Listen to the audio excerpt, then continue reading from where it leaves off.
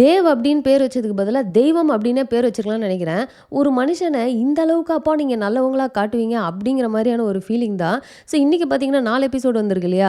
அதுக்கு பதிலா வெறும் 2 எபிசோடு விட்டுருந்தாலே வந்து சூப்பரா இருந்திருக்கும். ஏன்னா மீதி 2 எபிசோட்ல இருந்தது கன்டென்ட் ஃபுல்லாவே வந்து சுத்தமா வந்து இரலவென்ட்டா இருந்தது. அந்த கதையோட ஒட்டாம அது பாட்டுக்கு தனியா அந்த ஃப்ளோவ தான் வந்து கெடுத்துச்சு அப்படின்னு நான் சொல்லணும். ஸோ இதே மாரி உங்களுக்கு ஃபீல் ஆச்சு அப்படின்னா மறக்காம இப்பவே வந்து கமெண்ட்ல போட்டுருங்க. சரி ஓகேங்க 4 எபிசோட்ல என்ன நடந்துச்சு அப்படிங்கிறத ஸ்டார்ட்டிங்லேருந்து ரிவ்யூ பண்ணிடலாமா? ஸோ போன வாரம் பார்த்தீங்கன்னா, தேவ் வந்து ரதியோட வீட்டுக்கு வர மாரி தானே முடிச்சிருப்பாங்க. ஸோ கரெக்ட்டா அங்கருந்தே கன்டின்யூ பண்றாங்க. அண்ட் தேவ் வந்தது வந்து கிட்ஸ் எல்லாருக்குமே ஹாப்பி அண்ட் ரதி எந்த அளவுக்கு ஹாப்பி அப்படிங்கிறதெல்லாம் வந்து காட்டுறாங்க. ஸோ தேவ் வந்து ஒரு விஷயம் சொல்லியிருப்பாரு. அது ரொம்பவே நல்லாயிருக்கும். எப்பயோ நடந்த ஒரு விஷயத்த வந்து நான் மறந்து கடந்து வந்திருக்கணும். அத வந்து நான் அக்செப்ட் பண்ணிக்கணும். நம்ம ரதி பார்த்தீங்கன்னா, "நீ தான் எப்பவுமே என்ன ஃபர்ஸ்ட்டு புரிஞ்சுப்ப. பட் இந்த வாட்டி நானே வந்து சொல்லியிருக்கணும்ல உன்ட்ட சாரி" அப்படின்னு சொல்றப்போ, நம்ம தேவ் வந்து சூப்பரா ஒண்ணு கேட்பாரு. என்னன்னா, "இனிமேலாவது எதுவும் மறைக்க மாட்டேன்னு நெனைக்கிறேன்" அப்படின்னுவாரு. ஸோ இது அந்த எபிசோட்ல கேட்டப்போ வந்து நான் நார்மலா தான் எடுத்துக்கிட்டேன். ஆனா 4வது எபிசோட் முடியிறப்போ எனக்கு தெரிஞ்சுச்சு, அவர் வந்து எதனால இப்படி ஒரு சென்டென்ஸ் அங்க கேட்டாருன்னு. ஆனா இவ்வளோ கேட்டும் நம்ம ரதி பார்த்தீங்கன்னா, அப்படியே திருட்டு முழி தான் முழிச்சுக்கிட்டு இருப்பாங்க. ஆல்ரெடி இவங்க வந்து ரீனாவ பத்தின விஷயத்த தேவ் கிட்ட மறைச்சு, அதனால இவ்வளோ பிரச்சனையாயி, அவர் டிவோர்ஸ் வரைக்கும் போயி, எல்லாத்தையும் மறந்துட்டு, மன்னிச்சுட்டு, சரி ரதியோட திரும்ப ஒரு லைஃப்ப ஸ்டார்ட் பண்ணணும் அப்படின்னு அவர் வந்திருக்காரு.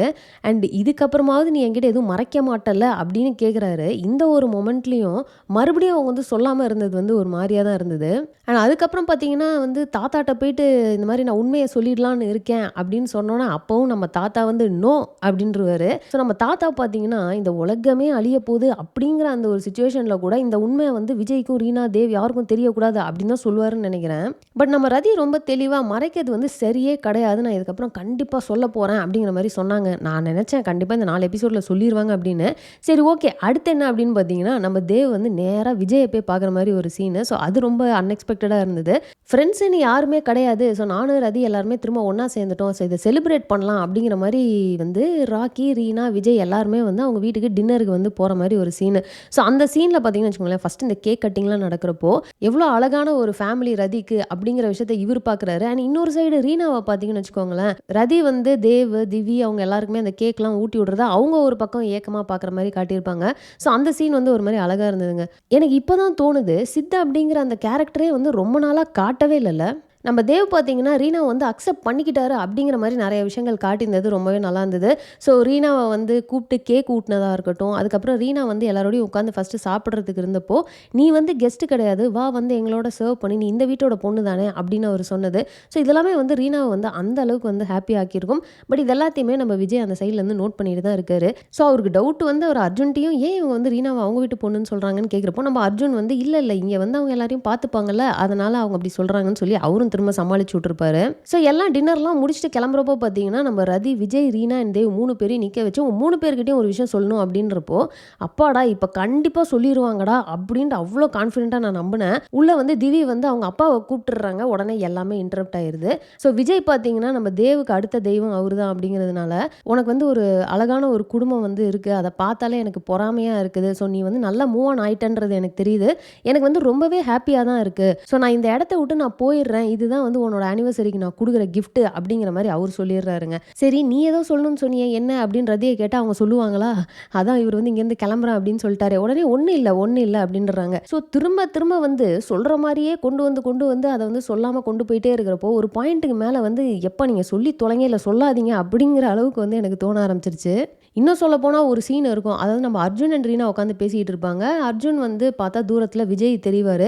ஸோ அத பார்த்தோனே இவருக்கு வந்து ஏதோ சொல்லணும் அப்படின்னு தோணும். ஸோ அதனால ரீனா கிட்ட நான் உன்கிட்ட ஒரு விஷயம் சொல்லணும் அப்படின்னோனே நம்ம ரீனா வந்து, "இல்ல, இல்ல நீ எதுவும் சொல்லிடாத, எதுவும் சொல்லிடாத வேணாம்" அப்படின்ட்டு அவங்க வேற ஏதோ வந்து அர்ஜுன் சொல்லப் போறாரு அப்படின்னு நெனச்சுட்டு அங்கருந்து எந்திரிச்சு போயிடுவாங்க. அட பைத்தியமே! அப்படிங்கிற மாரி தான் இருந்தது. இவங்க எப்படி தான் இத கொண்டு போய் முடிக்க போறாங்க அப்படின்ற மாரி நான் யோசிச்சுட்டு இருந்தப்போ தான் நம்ம தேவ் தெய்வம் இருக்கிறாரு தெரியுமா? அவரு வந்து ரதிய கூப்பிட்டு உட்கார வச்சு சிம்பிளா ஒரு கேள்வி கேட்பாரு. விஜய் தான் ரீனாவோட அப்பாவா அப்படின்னு கேட்பாரு. ஸோ ரீனா தான் பொண்ணுன்னு விஜய்க்கு தெரியுமா அப்படின்னு கேட்குறப்போ நம்ம ரதி வந்து இல்ல அப்படின்ருவாங்க. அண்ட் தேவ் வந்து இது எப்படி நீ மறைக்கிற? இது வந்து ரொம்ப தப்பு. இத்தனை வருஷம் கழிச்சு எனக்கு தெரிஞ்சப்போ எனக்கே எவ்வளோ கஷ்டமா இருந்தது அப்படின்றப்போ, இல்ல ரீனா வந்து விட்டுட்டு போயிடுவாளோன்னு பயமா இருக்கு அப்படிங்கிற மாரி ரதி பார்த்தீங்கன்னா, அதே ரீசன தான் வந்து சொல்லுவாங்க. பட் இது ரொம்ப தப்பு நீ சொல்லியே ஆகணும் அப்படிங்கிற மாரி தேவ் சொல்லுவாரு. அந்த ஹாஸ்பிட்டல்ல எல்லாருக்குமே ரீனா தான் வந்து ரதியோட பொண்ணுன்னு தெரியும். பட் இருந்தாலும் விஜய்க்கு இப்போ வரைக்கும் தெரியாத மாரி காட்டியிருக்காங்க. ஆனா நம்ம தேவ் பார்த்தீங்கன்னா, திடீர்னு வந்துட்டு எனக்கு தெரியும் விஜய் தான் வந்து ரீனாவோட அப்பான்னுன்றாரு. எப்படி அவருக்கு தெரியுன்றத காட்டியிருந்தா மனசுக்கு கொஞ்சம் ஆறுதலா இருந்திருக்கும். அண்ட் ரீனா பார்த்தீங்கன்னா, அர்ஜுன வந்து திரும்ப அந்த நடு கடல்ல வந்து கூட்டிட்டு போயிட்டு அவங்க வந்து ப்ரப்போஸ் பண்ண அண்ட் அவங்க அந்த இடத்துல ஒரு டயலாக் ஒண்ணு சொன்னது எனக்கு ரொம்பவே பிடிச்சிருந்தது. அதாவது தடவ உன்ன நான் நம்புனப்போ நீ என் மனச உடைச்சிட்ட. பட் திரும்ப நம்பணும்னு எனக்கு தோணுது அப்படிங்கிற மாரி ஒரு விஷயத்த சொல்லியிருப்பாங்க. என்னதான் அந்த சீன் வந்து சூப்பரா இருந்தாலும், அத வந்து என்னால உள்ள ஃபீல் பண்ணவே முடியல. ஏன்னா அந்த பக்கம் பார்த்தீங்கன்னா, ரதி, ரீனா, விஜய், தேவ் அப்படின்னு சொல்லிட்டு இந்த மாரியான விஷயங்கள் நடந்துட்டு இருக்கப்போ, நடுவுல இத கொண்டு வந்து அப்படியே இன்சர்ட் பண்ண மாரியான ஒரு ஃபீலிங் தான். நெக்ஸ்ட் பார்த்தீங்கன்னு வச்சுக்கோங்களேன், அந்த கார்ப்பரேட் டை அப் அப்படின்ற விஷயம் நடந்துட்டு இருந்தது தெரியுமா? அது உண்மையிலேயே வந்து எனக்கு இது என்னடா லாஜிக்கே இல்லாத மாரி இருக்கே அப்படின்ற ஒரு ஃபீல் தான். ஏன்னா இது சடனா கொண்டு வந்துட்டாங்க. இந்த மாரி ஹாஸ்பிட்டல் லாஸ்ல போகுது. சரி ஓகே கார்ப்பரேட் டை அப்னாங்க. அங்க போய் பேசினா சீஃப் டாக்டர் இல்லன்னா சிஇஓ வந்து ஸ்டெப் டவுன் பண்ணணும் அப்படின்னோனே, இவரு அசால்ட்டா சிஇஓ அந்த பொசிஷன வந்து நான் குடுத்துடுறேன் அப்படின்றாரு. இதெல்லாம் வந்து லாஜிக்கே இல்லாத மாரி இருக்குது. நான் ஆல்ரெடி சொன்னேன். எப்படியும் மானசா இல்லன்னா பிரீத்தம் தான் அந்த பொசிஷனுக்கு வருவாங்கன்னு. அதுவுமே பார்த்தீங்கன்னா பண்ணிட்டாங்க. ஆனா அது ஏன் நடக்குது? எப்படி நடக்குதுன்றதெல்லாம் எந்த ஒரு பேஸுமே நமக்கு காட்டாம, டைரக்ட்டா பார்த்தீங்கன்னா, சிஇஓ பொசிஷனுக்கு வந்து மானசா தான் வந்து உட்காருவாங்க அப்படிங்கிற மாரி சொல்ட்டாங்க. சரி ஏதோ ஒண்ணு பண்ணுங்க அப்படின்ற மாரி தான் தோணுச்சு. ஸோ இந்த எபிசோட்ல நடந்த மெயினான விஷயம்லாம் நம்ம பார்த்துட்டோம். இத தாண்டி பார்த்தீங்கன்னா, எப்பவும் போல தாங்க கிரண் அண்ட் நிலோஃபரோட ஸ்டோரி கொஞ்சம் காட்டுனாங்க. அண்ட் நெக்ஸ்ட் பார்த்தீங்கன்னா, நம்ம கமல் அண்ட் அம்மையாக்கு அதாவது ரெஸ்டாரண்ட்ல மீட் பண்ற மாரி காட்டியிருந்தாங்க. அண்ட் அதுவும் பார்த்தீங்கன்னா, நீங்க எப்போ கல்யாணம் பண்ணிக்க போறீங்க அப்படின்னு கேட்டுட்டு, கல்யாணத்த பத்திலாம் அவங்க டிஸ்கஸ் பண்ற மாரி காட்டியிருந்தாங்க. ஸோ இது 2மே எனக்கு வந்து அந்த ஸ்டோரியோட ஒட்டவே இல்ல. அண்ட் லாஸ்ட் வீக் பார்த்தீங்கன்னா, நம்ம பல்லவி அப்படின்னு சொல்லிட்டு ஒரு பேஷண்ட் அவங்களுக்கு வந்து தொண்டையில ஆப்ரேஷன் அப்படின்னு சொல்லிட்டுலாம் அட்மிட் பண்ணியிருப்பாங்க தெரியுமா? ஸோ அந்த கேஸ பார்த்தீங்கன்னா, கிட்டத்தட்ட ஒரு எபிசோடுக்கு ரொம்ப லென்த்தா கொண்டு போய் காட்டிட்டாங்க. அண்ட் அதே மாரி பார்த்தீங்கன்னா, நம்ம சம்மந்தமே இல்லாமங்க நம்ம அர்ஜுன் வந்து அவரோட காலேஜுக்கு திரும்ப போய் டைம் ஸ்பெண்ட் பண்ணணும் அப்படின்னு சொல்லிட்டு ரீனாவ கூப்பிடுற மாரி, அண்ட் அங்க போயிட்டு பார்த்தீங்கன்னா, அவங்களோட பழைய ஸ்டாஃப் ஒருத்தங்க அவங்களோட கிளாஸ வந்து ஒளிஞ்சிருந்து அட்டெண்ட் பண்றது, கிளாஸ்ல சாப்பிடுறது, மாட்டிக்கிறது, அப்புறம் அவங்க கூப்பிட்டு இவங்கள திட்டுறது, இதில ரீனாவ வேற நீ கிளாஸ் எடுன்னு சொல்லி அவங்க கிளாஸ் எடுக்கிறதுன்னு சொல்லிட்டு, ஒரு எபிசோடு ஃபுல்லா என்னங்க காட்டிக்கிட்டு இருக்கீங்க சம்மந்தமே இல்லாம, இப்ப எதுக்கு இத காட்டுறீங்க அப்படின்ற ஒரு ஃபீல் தான் வந்துச்சு. ஸோ இந்த 2 எபிசோடையுமே டோட்டலா அவாய்ட் பண்ணியிருக்கலாமோ? இந்த 2 எபிசோட டோட்டலா தூக்கிட்டு 4க்கு பதிலா வெறும் 2 எபிசோட நீங்க ரிலீஸ் பண்ணியிருந்தீங்கன்னா கூட இந்த வாரம் நல்லா இருந்திருக்குமே அப்படின்ற ஃபீல் தான் எனக்கு. ஸோ நீங்க என்ன ஃபீல் பண்ணீங்க அப்படிங்கிறத மறக்காம கமெண்ட்ல போட்டுருங்க. ஸோ அடுத்த வாரம் பார்த்தீங்கன்னா, நம்ம ரதி கண்டிப்பா விஜய்ட்ட போயிட்டு ரீனா தான் உங்களோட பொண்ணு அப்படிங்கிறத சொல்லிடுவாங்க அப்படின்றது 100% கான்ஃபிடென்ட். ஏன்னா வந்து தேவே வந்து ஓப்பன் பண்ணிட்டாரு இல்லையா டாபிக்க. பட் அதுக்குள்ள விஜய் திடீர்னு இங்கேருந்து கிளம்பாம இருந்தா சரி. அப்புறம் ரொம்ப நாள் முன்னாடி பார்த்தீங்கன்னா, நம்ம விஜய் வந்து போலீஸ் வந்து தேடுற மாரி காட்டியிருப்பாங்க தெரியுமா மும்பைல.